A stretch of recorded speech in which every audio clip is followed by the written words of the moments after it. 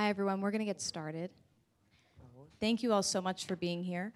We are here to discuss a very important matter to press freedoms, and I'm so grateful to CPJ for hosting this conversation and to the National Press Club for allowing CPJ to host it here. We are commemorating the one-year anniversary of the arrest and persecution of José Rubén Zamora in Guatemala, and it has been a case that has ricocheted through the press freedom community because of how blatantly just abhorrent it is, quite frankly. We have a panel of people who are very close to this situation who are going to brief everybody today about what's going on, give you updates so that we can stay informed about the best way to communicate about it and to support Jose and everybody involved. I want to just give a quick thank you to some of the organizations that are here, the International Center for Journalists, Press Unlimited, and Reporters Without Borders. We appreciate you, and we appreciate everyone who's coming out in attendance today. Just a reminder, this is being videotaped, and so after this press conference concludes, you will be able to access video on the CPJ site and on YouTube. My name is Sara Fischer. I cover media for Axios, and we've been covering what's been happening to José Zamora for the past year.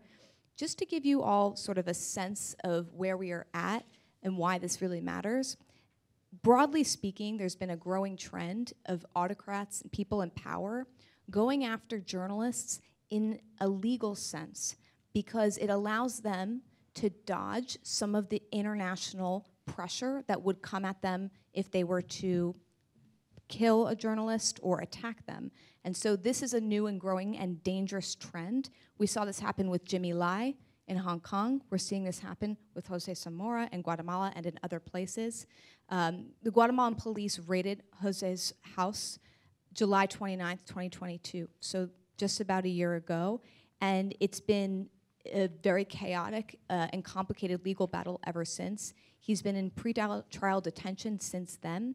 And throughout the case, several of his lawyers and people involved, his family, have been harassed. It's part of a strategic campaign by the Guatemalan government to intimidate those that are trying to get to the bottom of this and the truth and trying to free Mr. Zamora, who CPJ, the National Press Club, these panelists, myself, have argued for his freedom for a long time.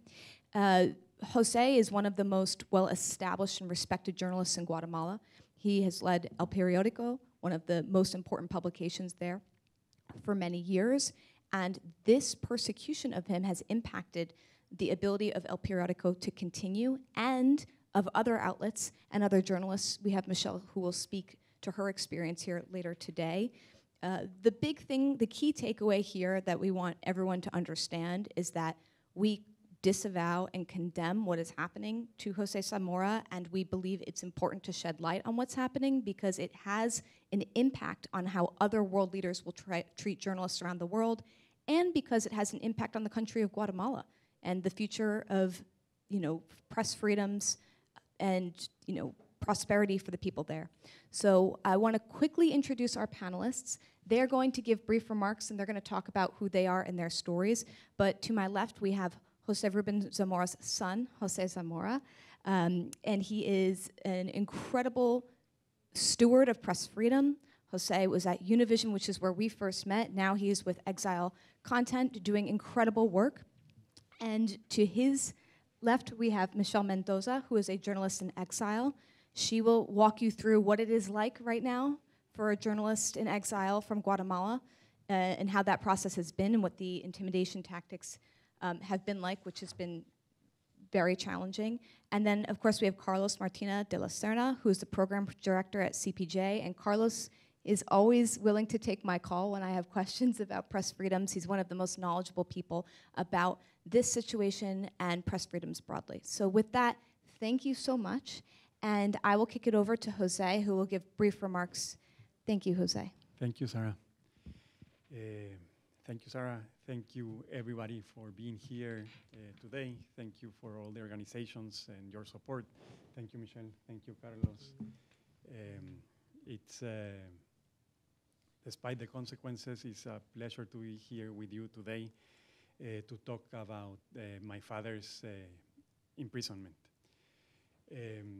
This week marks the 1-year anniversary of my father's unjust imprisonment in Guatemala. He's been it's been a political persecution based on the fact that he and his team at elPeriódico have been doing investigative reporting for over 26 years. They have broken and published some of the most important corruption stories in the country, and that is what led to this persecution. The government, the Alejandro Yamatei administration, has held him hostage for 365 days this upcoming Saturday.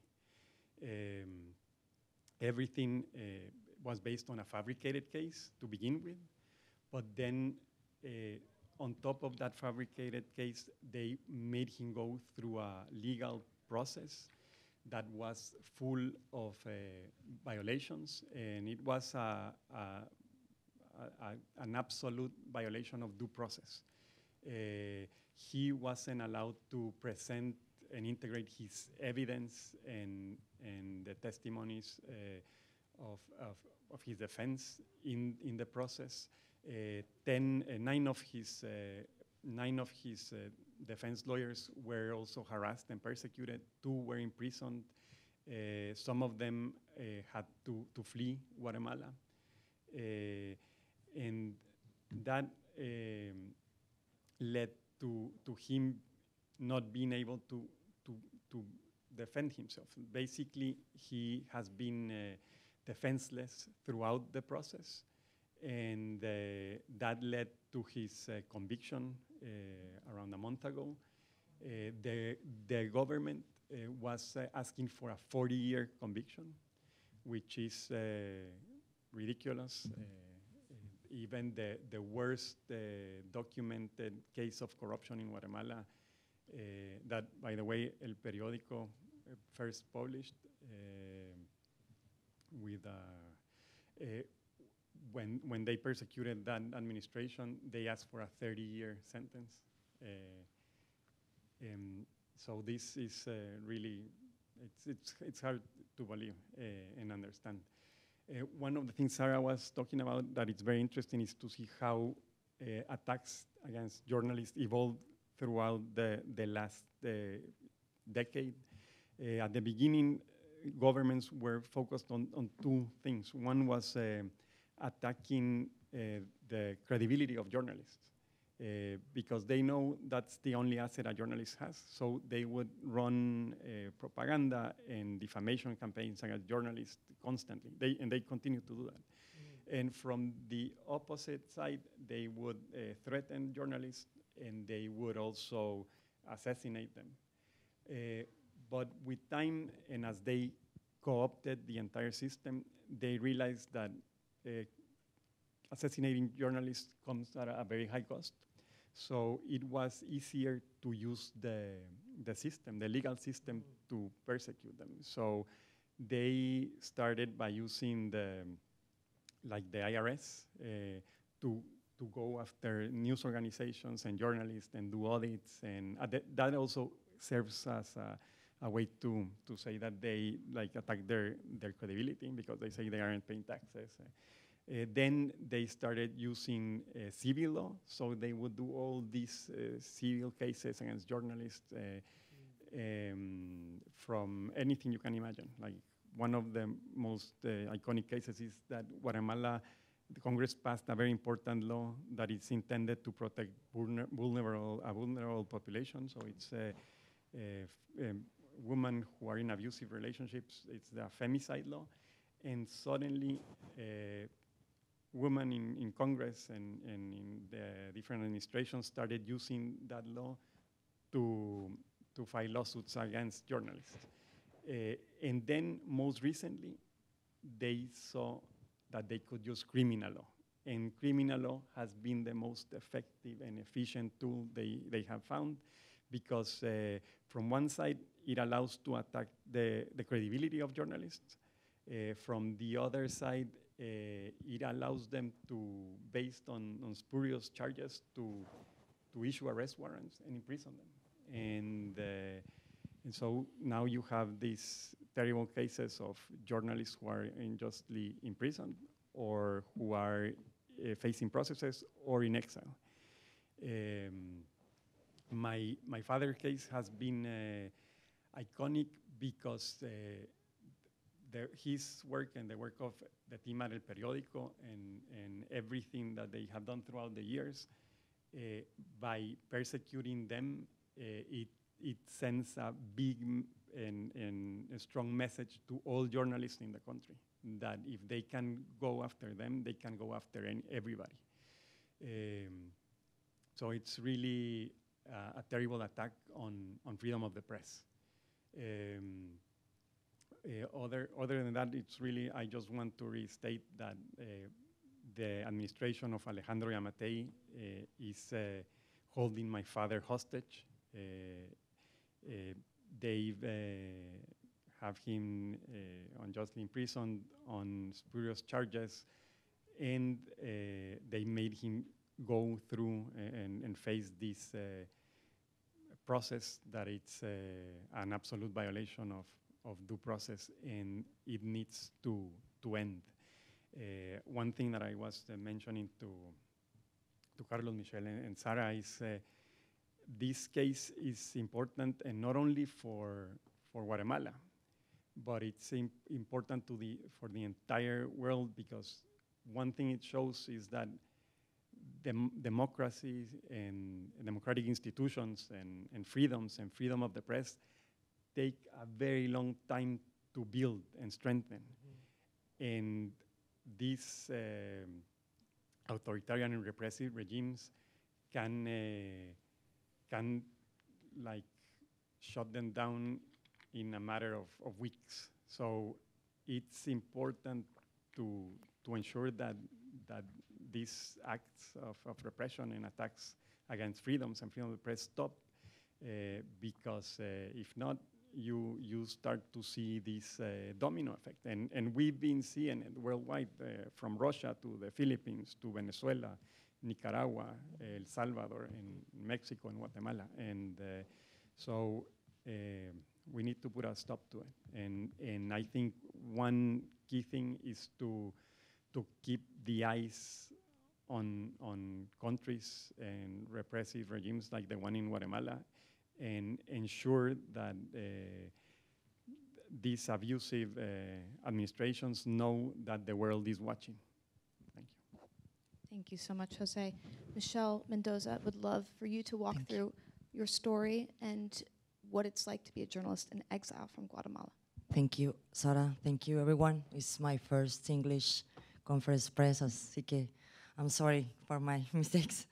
I just want to say something. It's really hard to be a journalist in Guatemala, but not just to be a journalist, being a women journalist, because they use your physical or mental or your life per se just to attack you. So, hi, my name is Michelle Mendoza, and I am a Guatemalan journalist exiled here in the United States, thanks to the regime of Alejandro Yamatei. In my case, I was fortunate to leave Guatemala on time, and it was José Rubén Zamora, one of the people who warned me about the intention of Attorney General Consuelo Porras to try to criminalize me. 2 months after that alert, he was jailed, and one of the prosecutors, who is currently part of the coup right now in Guatemala, Cynthia Monterroso, brutally raided his home and intimidated his family. Now, he has spent a year in a small room, deprived of his freedom, a place where sometimes there is water, where he is constantly psychologically tortured, and where he is unjustly imprisoned. The country is currently going through a historic crisis, thanks to the dictatorship of Alejandro Yamatei, who has forced dozens of journalists, justice operators, and human rights defenders to flee. Others remain in the country under terrible threat of being persecuted for telling just the truth. We want to call once again for the international community not forget José Rubén Zamora, a journalist who did not have a fair trial and whose life has been destroyed by this corrupt pact, but not his reputation or courage. I just want to say anything. I have 1 year without my daughters. I can go back. It's really happening to all journalists in my country. I'm in here, I'm safe, but other colleagues are in Mexico, in España, in Costa Rica. It's happened not just in Guatemala, it's in all the world. And we need to elevate the voices because I'm in here, I'm fighting for my colleagues, and I'm trying to find programs or something to help the journalism in Central America. It's not just Guatemala. Thank you. Thank you so much, Michelle. Appreciate your remarks. Carlos, would love to get your perspective and CPJ's perspective as well. And thank you to CPJ again for hosting this. Thank you. It's my honor to be. Thanks, Sara, with José Zamora and Michelle Mendoza. I really appreciate your support this morning to, of course, your father, and the overall efforts to defend press freedom in Guatemala and in the region. This Sunday will mark 1 year of imprisonment for José Rubén Zamora. To put this in the context of Guatemala, in the context of press freedom in the region, José Rubén Zamora is one of the most prestigious journalists in the region. He's been fundamental in building investigative journalism along other journalists in Guatemala. An attack on him is really emblematic. He's been persecuted because who he is, because he's a fundamental investigative journalist in Guatemala. The country and the region are facing existential challenges, and the press plays a critical role in fighting them and in addressing those issues. Without a free press, there's no future for Guatemala, there's no future for the region. This 1 year of imprisonment facing spurious charges, there was never a case against him, was a pretext for the government to put him out of business himself and to put the elPeriódico out of business and to send a chilling message to all journalists in Guatemala. Michelle Mendoza is here a testimony of many other journalists in exile from Guatemala and many journalists inside the country that are not able to speak themselves. I mean, publicly about the issues, doing investigative journalism, continue with their work without fear of being retaliated or including their own safety.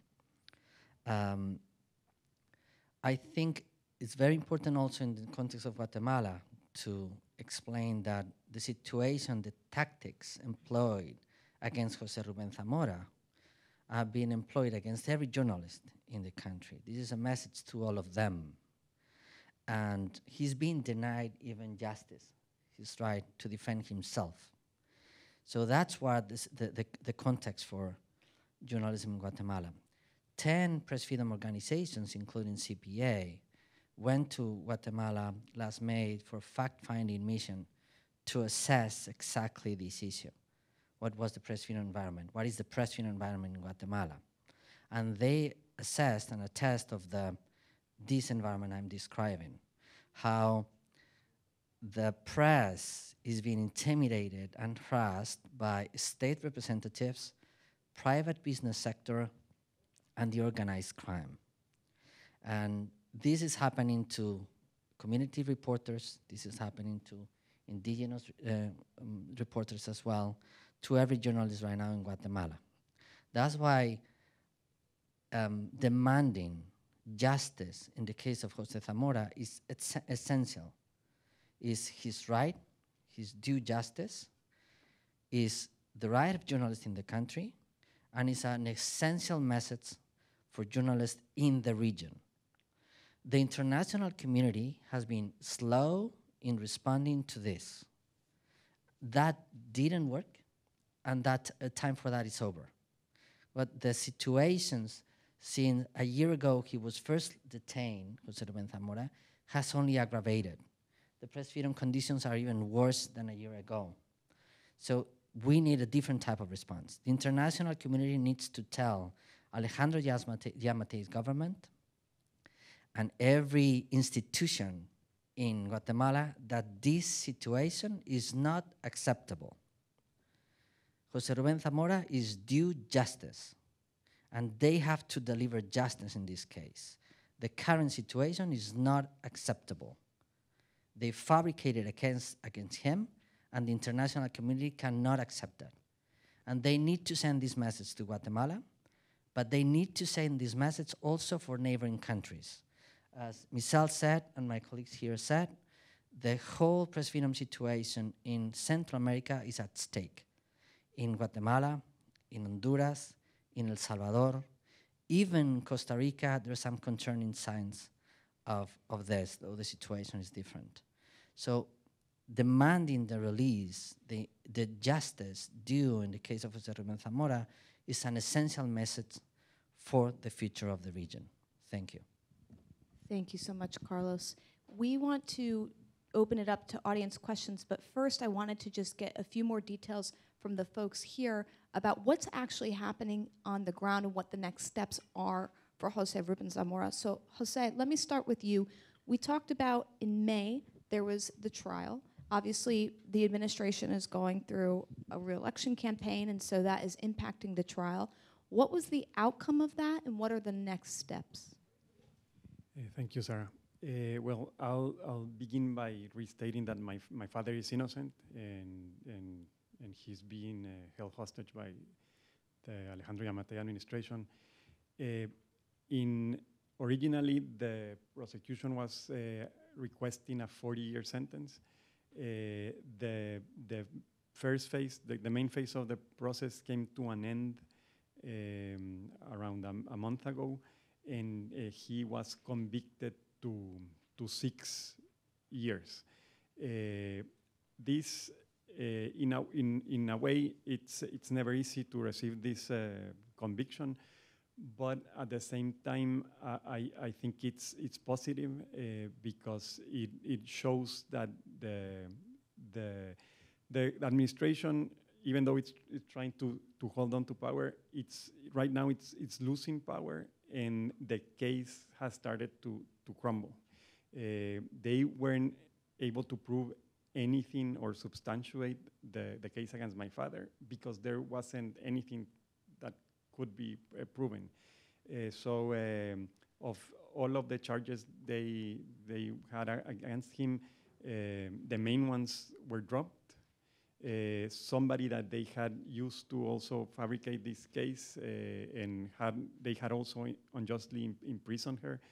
She was absolved and is now free and with her family, which is, from one side, is terrible, the fact that she was unjustly imprisoned for 11 months.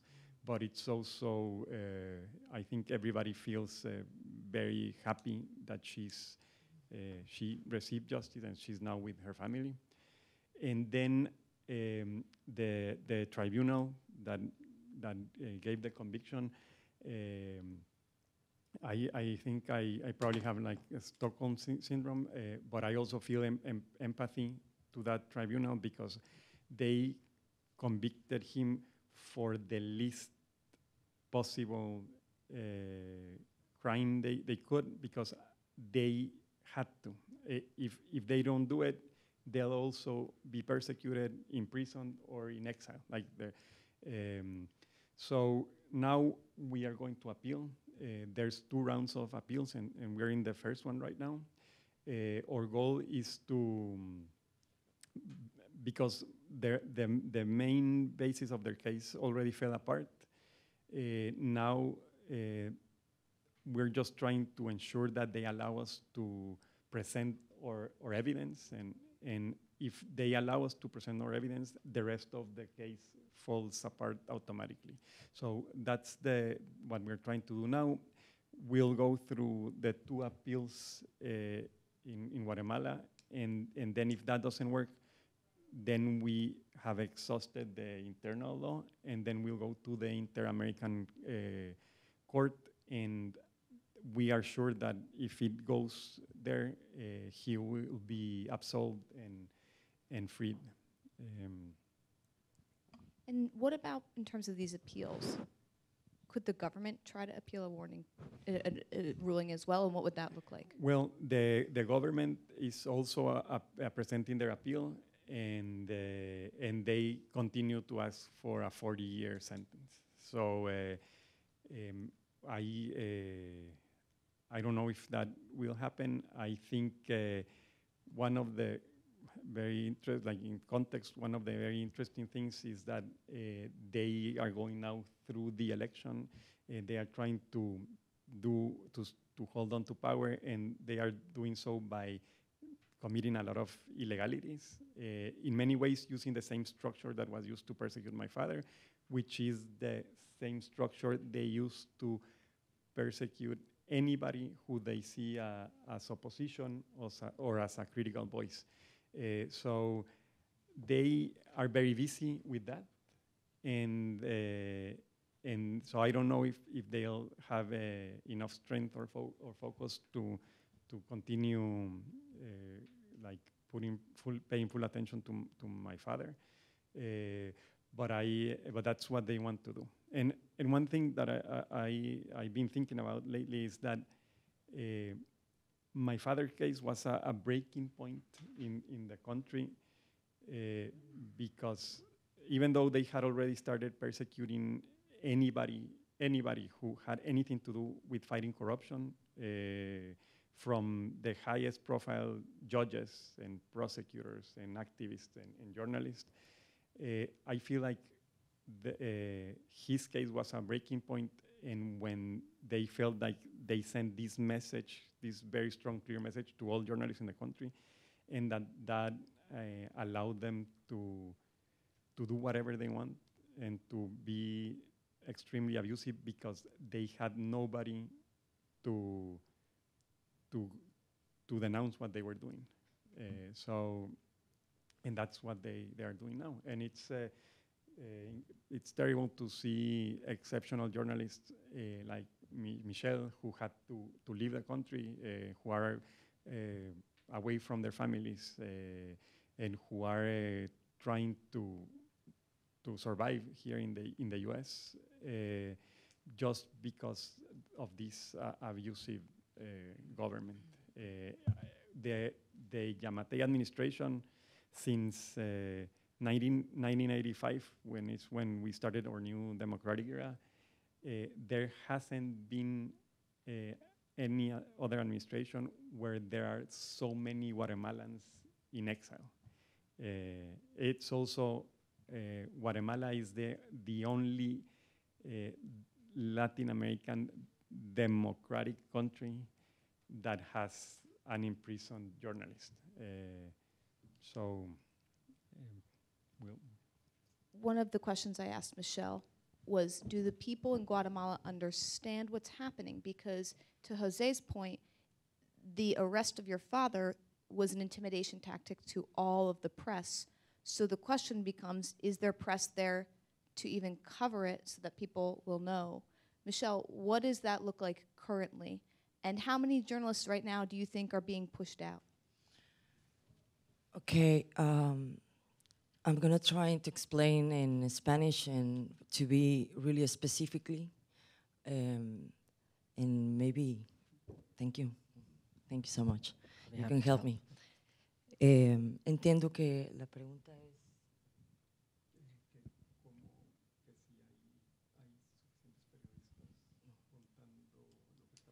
Okay. Bien, pues no habemos suficientes periodistas cubriendo lo que está sucediendo en este momento en Guatemala. Aproximadamente somos más de 20 los que estamos en distintos países. Yes, thank you. Basically, her answer is no, there are not enough journalists covering right now in Guatemala what's happening. There are at least 20 of them, more than 20 of them, in exile like herself. Es fundamental reconocer que con la detención de José Rubén Zamora nos enviaron un mensaje absolutamente a todos, a todos. En mi caso, yo trabajaba como corresponsal para CNN en español, no trabajaba en el periódico, e investigué a Alejandro Yamatei durante 6 meses. Lo publicamos en febrero del año pasado y ahí comenzó la amenaza de perseguirme. So the imprisonment and prosecution of José Rubén Zamora is a message to all journalists. And then Michelle told her own experience. She is a former CNN reporter in Spanish. She investigated Alejandro Yamatei for several months. When she published the results of her investigation, she had to leave the country. Y no soy la única. La modalidad que tiene el gobierno de Yamatei, y lo decía, creo que es el presidente más poderoso de la era democrática porque tiene absolutamente todas las instituciones. Tiene las cortes, tanto la Suprema de Justicia, la Corte de Constitucionalidad, el Tribunal Supremo Electoral, el Ministerio Público, al cual está utilizando para perseguir injustamente y encarcelar ya no solo a periodistas, ahora también a operadores de justicia, activistas, defensores de derechos humanos o incluso a politólogos, o sea, todo aquel que diga algo que vaya en contra de lo que la narrativa que quieren imponer. Entonces no habemos suficientes periodistas. Yeah, let me just summarize this. I'm so sorry. She made some great points, and I want to share with everyone. So she's not the only one in this situation. She starts by saying this, and then she explained that Alejandro Yamatei, the current president of Guatemala, is the most powerful one there's been so far because he controls all institutions, all powers, the judiciary, the prosecutors, the Supreme Court, and he's weaponizing that against everyone, not only journalists, judicial operators, activists, human rights defenders, anyone who's fighting back, basically. ¿Y cómo le hacemos ahora para estar informados? Si están matando a los medios de comunicación, pues únicamente nos quedan unos cuantos y casi todas son digitales, de confiabilidad. Y estamos tratando desde el exilio, desde nuestro lugar, de continuar haciendo ese trabajo, porque la pasión por el periodismo y la gratitud por un país tan hermoso, tan rico en tantas cosas, pero con donde hay un pequeño grupo de corruptos que lo que está haciendo es tratar de callarnos la voz. Entonces, a través de las redes sociales, a través de prensa libre o de La Hora, que son los únicos 2 medios, siempre y cuando no los vayan a ahogar financieramente como hicieron con el periódico. So how people are getting informed right now, how they're getting their news, and it's very, very challenging. Michelle mentions 2 publications that are still being published, and if they resist the kind of pressures elPeriódico faced and had to shut down, made it to shut down the paper, and the journalism that's still happening is happening thanks or due to a great personal cost for journalists. So they are doing because they're passionate about what they're doing, because they're grateful about their country, they want to fight for their country, and that's because, she explains, there's a small group of corrupted actors that are controlling everything and threatening the press. That's, I think, her message. And one more follow-up for Michelle. What does your life look like right now? How do you survive day to day? How are you having income to live? Can you go back? Thank you. I'm gonna try not cry in this question. It's hard because all the colleagues practically running, and when I was talking here, yo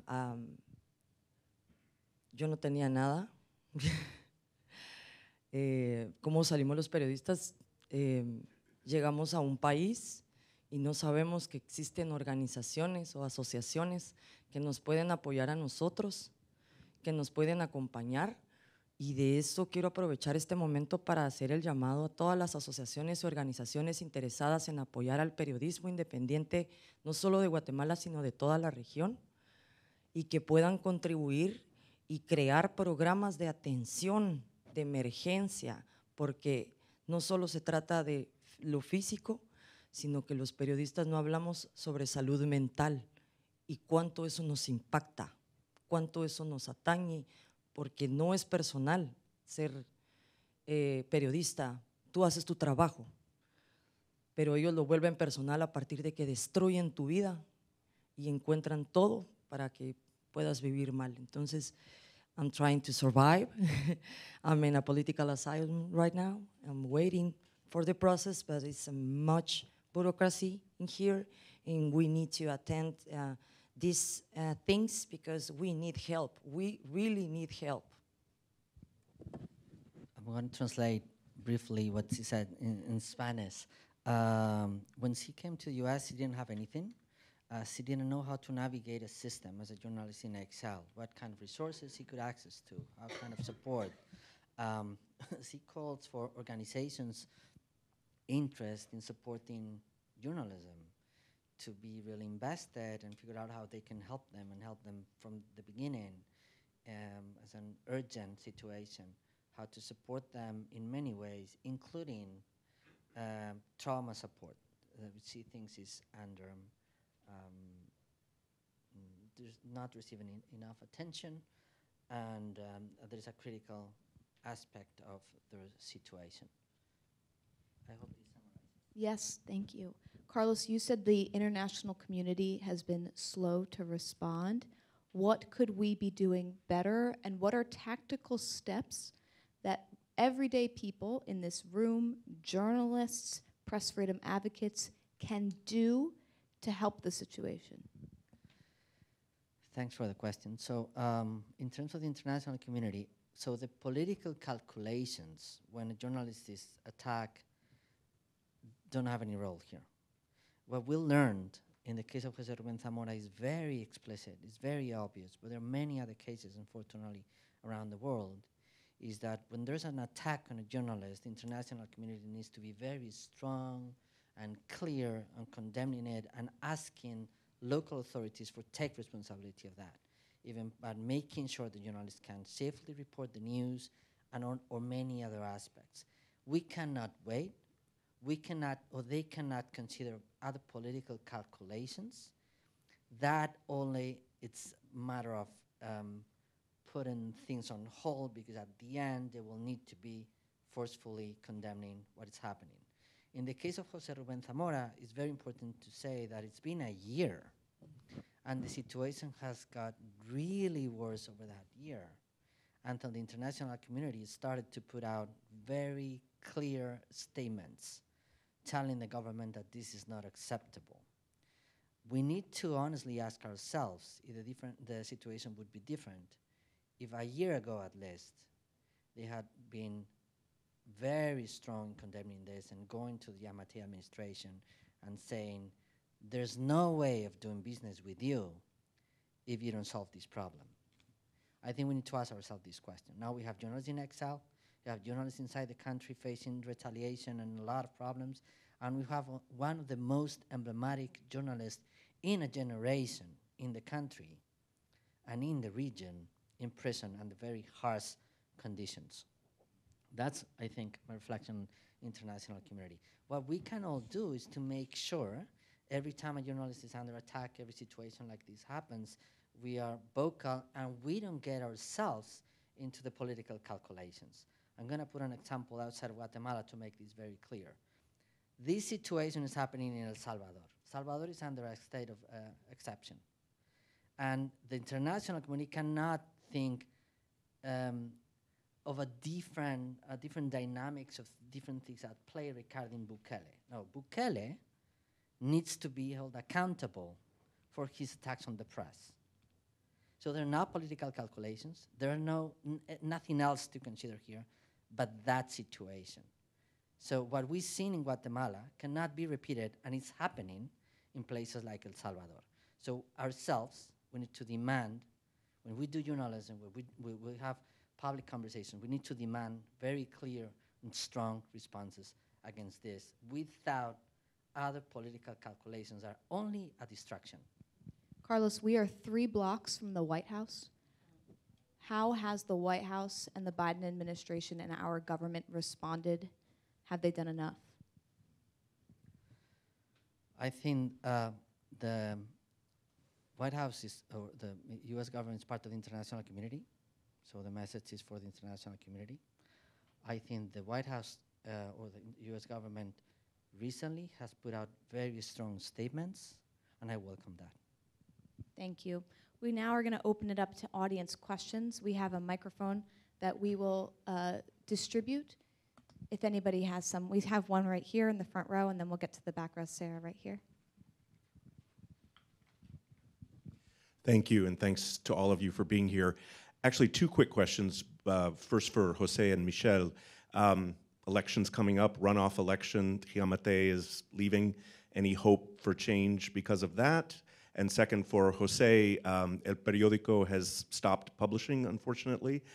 We've seen cases like in El Salvador, where El Faro is now publishing in exile. Is there any hope of elPeriódico doing that? Oh, yes, Patrick Butler with the International Center for Journalists. Okay. Hi, Patrick. Maybe, I don't know. Okay, ayúdame. En este momento Guatemala está pasando por un golpe de Estado. El presidente está utilizando las instituciones para eliminar al partido político Semilla. No obstante, ya había eliminado otros 3 candidatos, se les coló una semilla que hizo que prácticamente pasaran a segunda vuelta. Ahora hay una víspera de esperanza respecto de ese partido político y también hay un despertar de la sociedad guatemalteca precisamente porque este pequeño pacto de corruptos se encargó de visibilizar al candidato.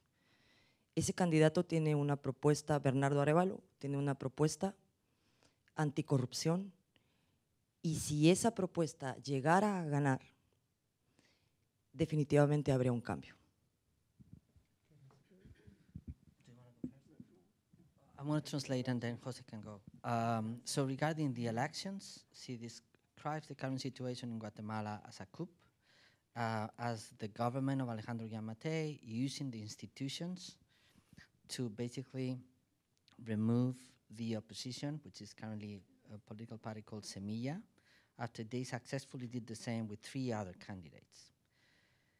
She thinks there's an emerging response from the society against this situation, and that this political group, Semilla, and the political candidate has an anti-corruption plan or proposal that if he's able to deliver, she thinks there will be a change.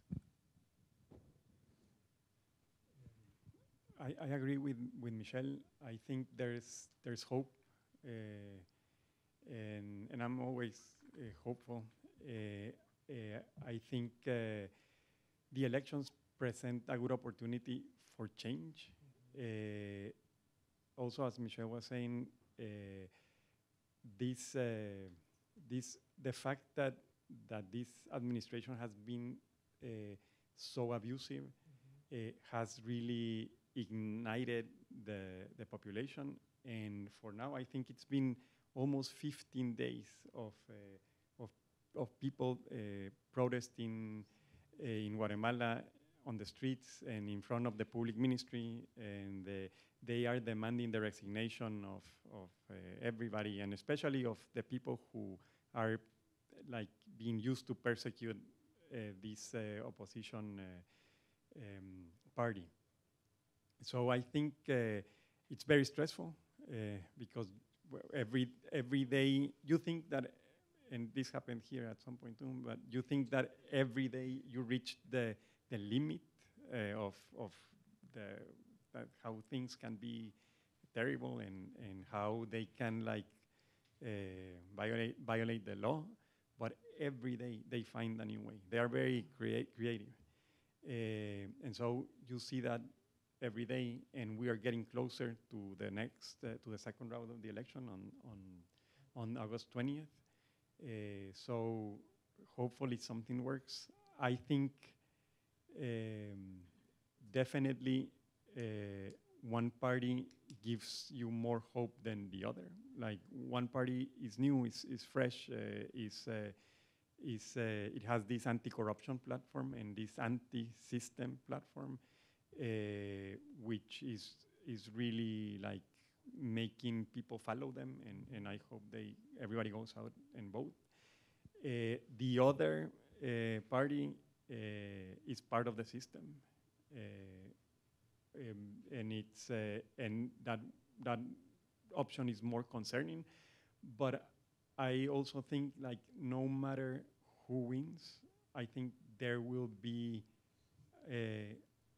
things could improve, even because also I don't think any new administration wants to start their term with inheriting these issues. And even if a year into their administration they become terrible, like it usually happens, I think at least at the beginning they will try to say they are reestablishing democracy, promoting freedom, and I think that could improve things. To your second question, I think that is a possibility. That is also something we all hope, and I think that is also something that it's incredibly rewarding to see that that's also something Guatemalans hope happens. They constantly talk about it. I hope it does happen. Right now, it's not a possibility because one of the issues, and it happens to the other media too, is that the government harasses advertisers and donors, and that's really what led to the two things led to the shutting down of elPeriódico. One is that they continue to harass and persecute journalists. So in the last phase of elPeriódico, there was a team of 30 people left, and of those 30 people, they opened criminal cases against 10 of them. And then from the financial side, they really ensured that we couldn't receive any funding anymore. So from one side, they are persecuting the journalists. And from the other side, the news organization is behind on payroll. So it wasn't responsible to continue. And right now, the company is still operating, but it's basically only operating to fulfill its financial commitments with its team. And that's really the main focus right now. But hopefully things change, and there's our opportunity to relaunch.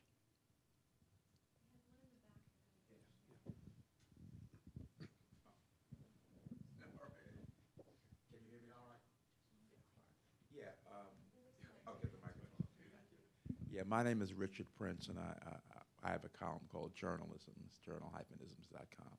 Question for Carlos. You mentioned, in terms of the crackdown on press freedom, community reporters and indigenous reporters, and I wonder whether you could elaborate on that.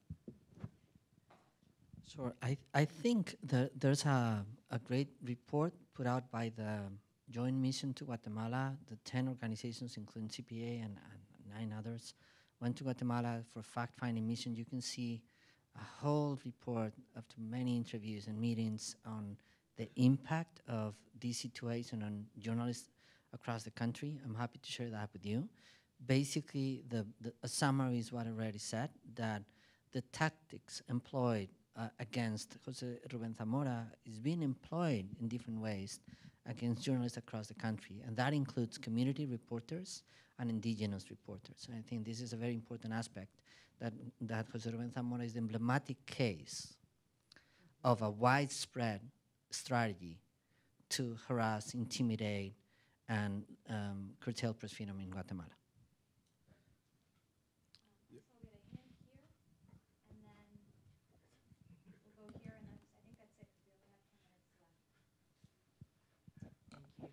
Hi, I'm Tracy Wilkinson from the Los Angeles Times. Jose, you were talking about how long it takes to build freedom of the press and human and civil rights, and how quickly autocrats and authoritarian regimes can tear it down. And that seems in some ways to be what happened in Guatemala, because not so long ago, Guatemala seemed to be on the right path with the CICIG and, you know, serious corruption investigations. Your father was publishing freely courageous reports. What went wrong? What was the turning point? Some people say the U.S. stopped paying attention, but, you know, are there what are the external and internal factors that flipped the switch so relatively quickly? Thanks. Thank you. I think it's a very complicated country, but in general, I think there was this effort to fight corruption, this really important effort to fight corruption, and originally, when the country allowed that effort to start, I think they didn't think it was going to work, and they thought it was good PR. Once they saw that it worked and that it was having a positive impact, all of the corrupt sectors, there are different corrupt sectors, but they don't always work together, right?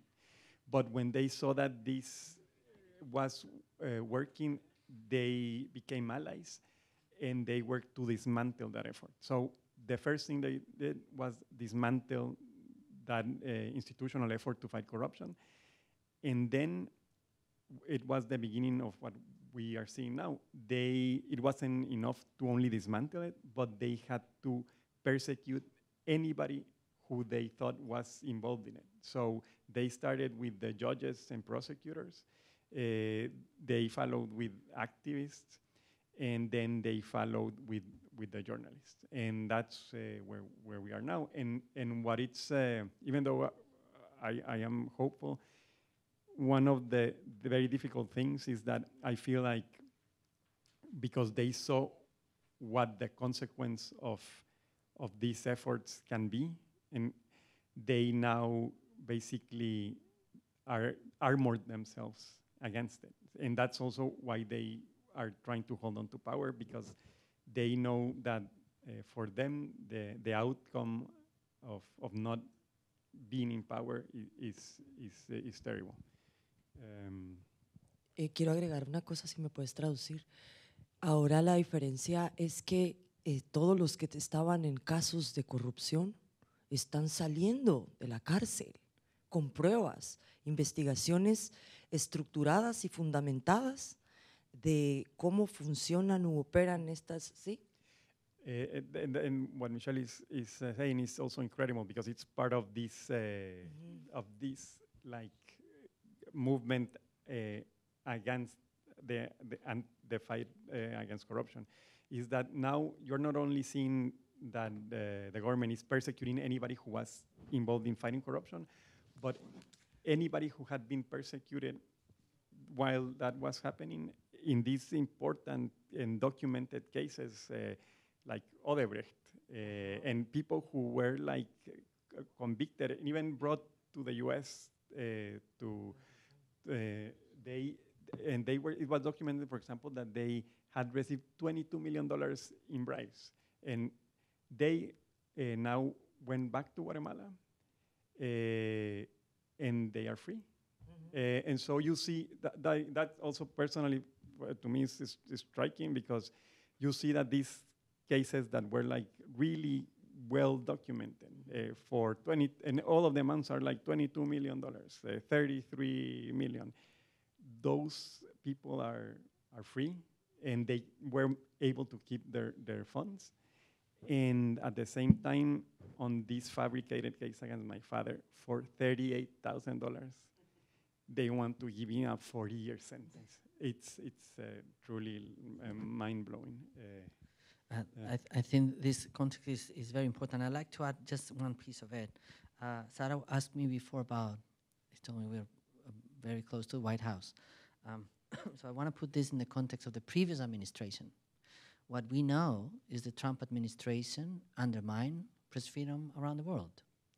And we need to ask ourselves if we would have seen this happening if governments, regardless of where they're coming from, are consistent in their defense of press freedom worldwide and not isn't tied to political agendas that are short-lived. We know the Trump administration emboldened anti-press efforts. We need to ask ourselves the consequences of that. I just want to say something briefly because I know we're running out of time. One thing before finishing, I have to say that overall, I'm grateful for the support of journalists, of freedom of the press organizations, and human rights organizations that are working tirelessly to promote freedom of the press and support journalists who are in these circumstances. I especially wouldn't feel well if I didn't mention two that are here today. One is the International Center for Journalists, and the other one is the Committee to Protect Journalists. They do incredible work worldwide, and also I have to mention that both played a key role with elPeriódico and ensuring that the periódico was able to last as long as it did under the circumstances. And for that, the team, my father, the family are grateful. Also, ICFJ just announced that they have a program to support independent journalists in Guatemala, so that's a great opportunity. And then just to touch briefly on your question about what can the international community do and everybody do. From one side, I think it's as journalists, just continue the coverage. Make sure these stories don't stop and that these repressive regimes know that the world is watching. That's key from our industry. Then, just as regular citizens, you can call your representative and ask them this is happening and I want as a citizen for the US to sanction the Guatemalan country. And then I think really the governments need to be more strong with their sanctions. One thing they had been doing historically is putting these anti-democratic and corrupt actors on lists. That is not effective anymore. The prosecutors and the judges and the general attorney that are persecuting my father, for example, all of them are in US State Department list of anti-democratic and corrupt actors, and they don't care. They are shameless. They even see it as an award. They think they are part of a special group. So sanctions need to be tougher for the country and for them. And the other thing, and I think we discussed this with Carlos, is that these administrations and these corrupt actors think that when their administration ends, they'll be able to flee Guatemala with everything they stole from Guatemalans, including their hope, to another country. So I think the international community should ensure that their borders are closed to these types of actors. Rapidito, y también la Unión Europea.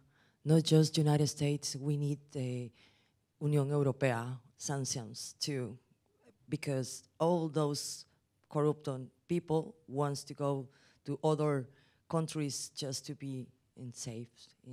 It's not fair. Thank you so much, Michelle. Thank you, Jose. Thank you, Carlos. And thank you for being our on-the-spot translator.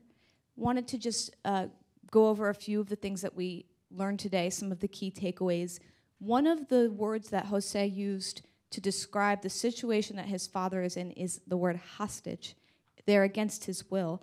Michelle described some of the conditions that José Zamora is facing. That includes deprivation of water, contact with family, torture. Just important to keep in mind and put into context the gravity of what we're dealing with here. José described this as a political persecution, and that's because, as seen evident in the trial in May, there has not been evidence to show that there is any wrongdoing by his father, José Rubén Zamora. And the charges against him seem particularly egregious given that fact. José mentioned that historically one of the longest prison sentences that was given for this type of charge, the government asked for 30 years, they awarded 16. In this case, for a $38,000 fictional fraudulent charge, they are asking for 40 years, which really puts into context to the extent in which they are trying to make this an example. Some of the other big things is José walked us through the evolution of attacking the press over the past 10 years under this regime. First, starting out with harassment, potentially even assassinations, targeting journalists for their reputations. But that has now evolved into a legal strategy because it is less internationally risky to do it that way. And in most recent years, moving from civil law now into criminal law, where they are able to hold people and put out warrants. It really has taken a toll on the democracy in Guatemala. José mentioned that Guatemala is the only democratic nation in Central America and Latin America that has a journalist in prison right now, to put that in context. Michelle, thank you for walking us through some of the things that you are going through right now. Michelle has not seen her daughters for 1 year. When she came here, you said she had nothing. And so to rebuild and try to survive on that is very difficult. And we really empathize and respect you for being brave and for doing that.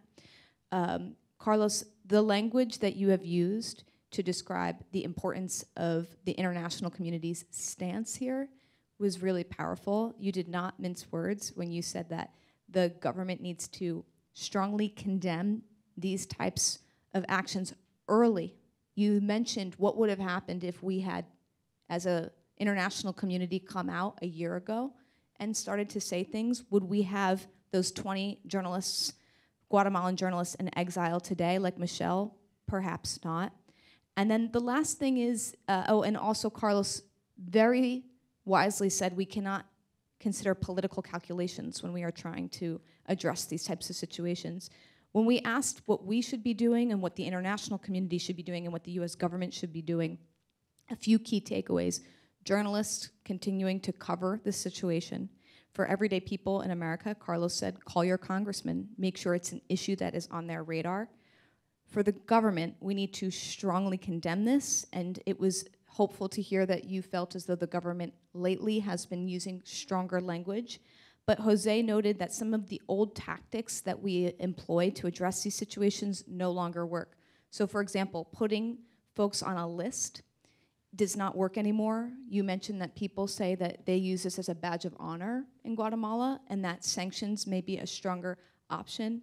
And Carlos, what you had said was very interesting, which was that at the end of the day, governments just need to be consistent in how they manage press freedoms, because that is the biggest deterrence to international governments who are trying to use these tactics to destroy press freedoms.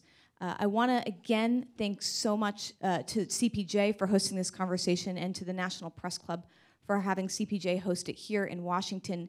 Thank you to the International Center of Journalists, for Journalists, Reporters Without Borders, and the Free Press Unlimited.